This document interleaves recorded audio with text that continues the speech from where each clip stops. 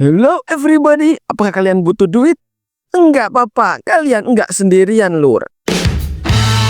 Selamat datang kembali di channel Suka Nonton. Kali ini kita akan membahas film yang lagi-lagi menegangkan dan menjengkelkan berjudul Don't Move.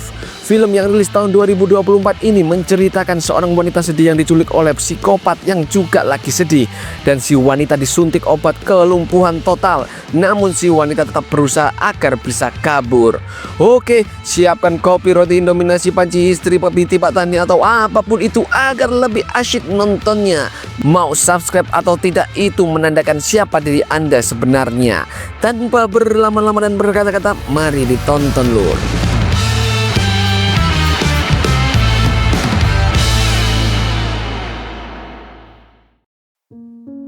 Cerita bermula diperlihatkan seorang wanita bernama Iris yang nggak bisa tidur, sedih atas kepergian putranya bernama Matteo.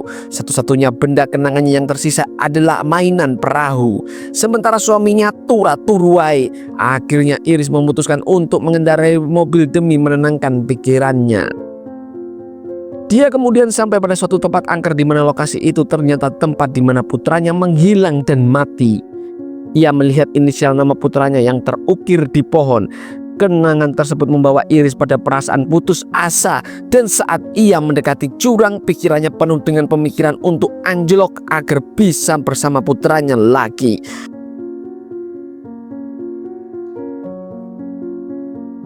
Namun saat itu Richard muncul, mencoba mencegah dengan sok kenal dan PDKT ke Iris dengan berbagi ceritanya sendiri. Richard pernah mengalami trauma besar terutama setelah kecelakaan mobil yang menewaskan mantan pacarnya bernama Chloe. Hingga akhirnya dia dirawat di rumah sakit dan tidak dapat bergerak selama lebih dari 2 bulan. Iris pun yang gak mau kalah dengan cerita sedihnya membagikan kisah tentang putranya yang meninggal setelah dibiarkan bermain sendirian di lokasi ini. Keduanya kemudian terhubung secara emosional merasakan kesedihan yang sama. Percakapan mereka berdampak besar dan Richard berusaha meyakinkan Iris bahwa hidup masih bisa memberi harapan. Meski di tengah keputusasaan, mereka mengucapkan selamat tinggal dan keduanya tampak menemukan sedikit kedamaian. Mereka berjalan bersama menuju mobil, namun saat Iris hendak masuk, Richard ternyata menghalangi pintu mobilnya. Richard keluar dengan membawa payung yang digunakan sebagai alat setrum, lalu menempatkan Iris di mobilnya dan mengikatnya. Ketika Iris terbangun, ia mendapati dirinya bersama Richard yang ternyata telah menculiknya. Tangannya terikat dan saat dia mencoba menggunakan jam tangan pintar untuk memanggil bantuan, Richard meyakinkan bahwa upayanya sia-sia. Kemudian menyerahkan kembali perahu mainannya. Iris akhirnya mengambil pisau dan dengan hati-hati membebaskan dirinya, lalu menyebabkan mobil keluar jalur hingga menabrak pohon. Mereka pun berkelahi di dalam mobil hingga keduanya terjatuh ke tanah. Di sini Richard mengungkapkan bahwa Iris hanya memiliki waktu 20 menit sebelum efek suntikan membuat tubuhnya lumpuh. Iris memutuskan untuk kabur, tetapi usahanya malah mempercepat efek suntikan tersebut.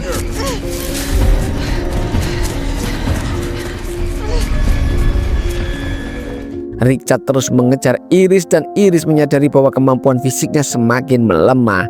Dia menyalakan pengatur waktu selama 20 menit dan melanjutkan perjalanan. Namun setiap langkah semakin berat. Sementara itu Richard berjalan santai di belakangnya dan terus mengawasi. Ketika waktu hampir habis, Iris tak lagi mampu berjalan dan menemukan tempat untuk bersembunyi.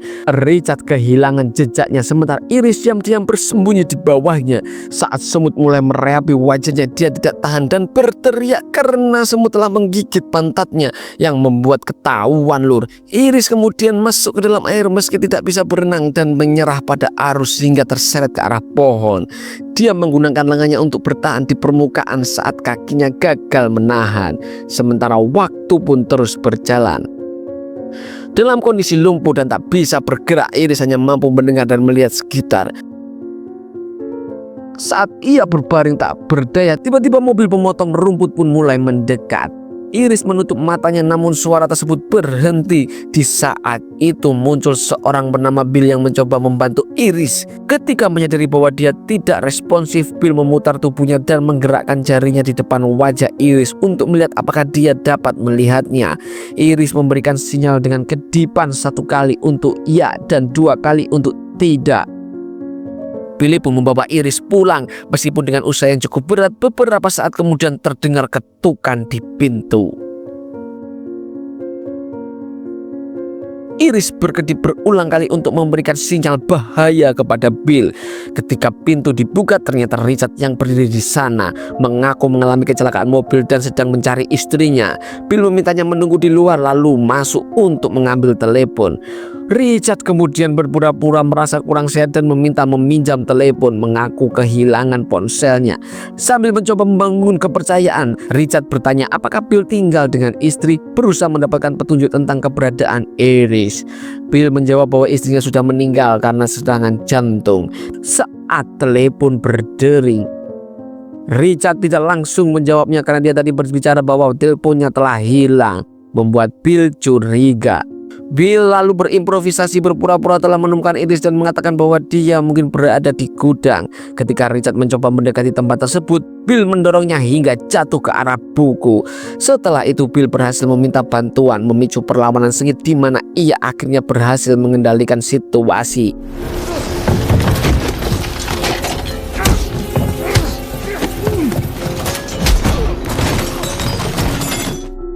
Saat berada di lantai, Richard menemukan pisau dan menyerang Bill, menusuknya di kaki dan di perut hingga membuatnya tak berdaya. Setelah memastikan Bill tidak dapat bergerak, Richard mengecek gudang namun tidak menemukan Iris di sana. Dia pun memutuskan untuk membakar seluruh rumah. Sementara itu Iris bersembunyi di balik tempat tidur dengan satu-satunya bagian tubuh yang bisa bergerakkan adalah jari-jarinya. Richard menyebar bensin ke seluruh ruangan dan gerakan jari Iris menarik perhatiannya. Akhirnya si Iris berusaha mengkode si Richard agar bisa ditolong daripada mati lebih baik dicuri. Ternyata dia sadar kalau hidup lebih berharga, lur.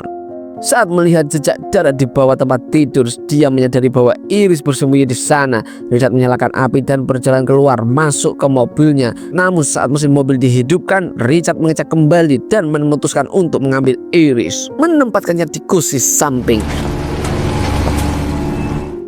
Sementara itu putrinya menelepon untuk memberi kabar bahwa ia mendapatkan nilai bagus dan ingin menanyakan dengan berkunjung bersama ibunya. Richard berbicara dengan istrinya yang mengonfirmasi kunjungan itu. Akhirnya dengan berat hati Richard pun setuju.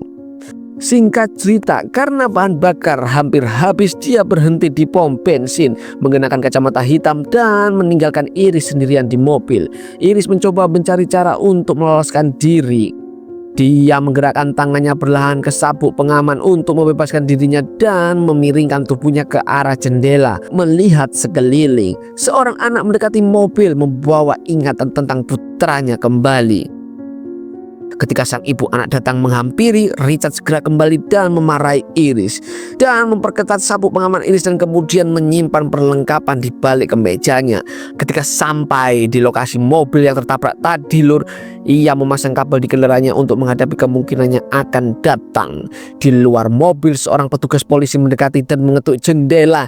Iris masih tidak bisa bicara, namun Richard mendengar ketukan itu dan keluar. Petugas menanyakan keberadaan truk itu dengan ingin berbicara dengan Iris. Richard meyakinkan petugas bahwa istrinya hanya sedang mabuk, tetapi dia menghadapi masalah karena SIM-nya telah kadaluarsa. Ia mulai bercerita bahwa istrinya pernah mengalami kecelakaan dengan keadaan mabuk. Ketika petugas bertanya luka di kepalanya, Richard terdiam sejenak. What happened to your face? Di tengah percakapan, Iris berhasil membuka jendela sedikit dan petugas mendengar bunyi dari dalam mobil. Richard mengarang cerita bahwa mereka terpisah setelah kehilangan putra mereka bernama Matteo.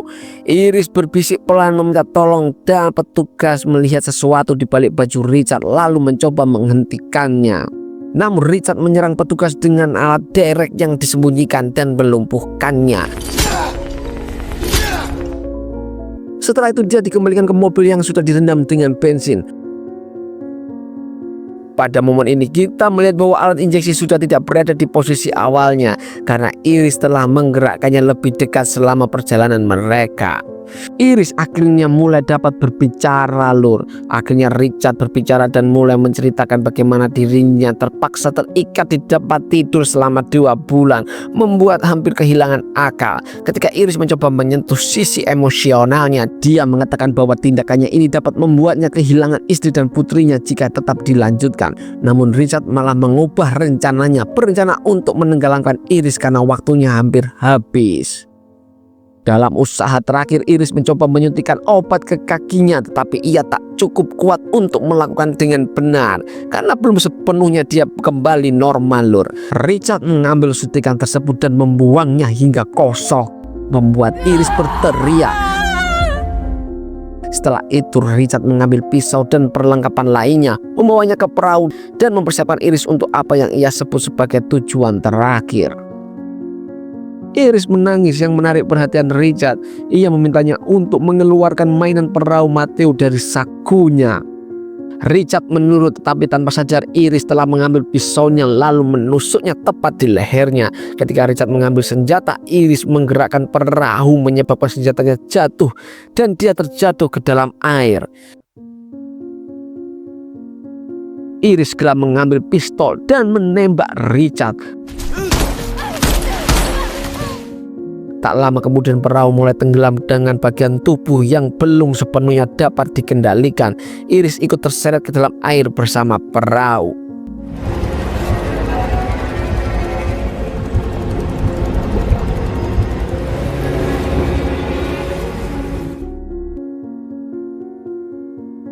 Tak lama kemudian ketika melihat mainan perahu terapung di permukaan, Iris tiba-tiba muncul dari dalam air dan berenang menuju daratan dengan susah payah. Di sisi lain, ia melihat Richard yang juga berhasil berenang ke pantai. Dengan kekuatan yang tersisa, ia bergerak mendekati Richard mengucapkan kata terakhir, "Terima kasih." Kata yang sama yang ia katakan kepada mantan pacarnya saat meninggal. Keduanya mengalami keputusasaan dalam hidup mereka akibat kehilangan yang membentuk interaksi mereka. Dan film pun berakhir. Terima kasih telah menonton sampai selesai dan jangan lupa klik subscribe, like, dan bagikan kepada seluruh umat di dunia. Sampai jumpa kembali di film-film berikutnya. Suka nonton, suka banget Lur.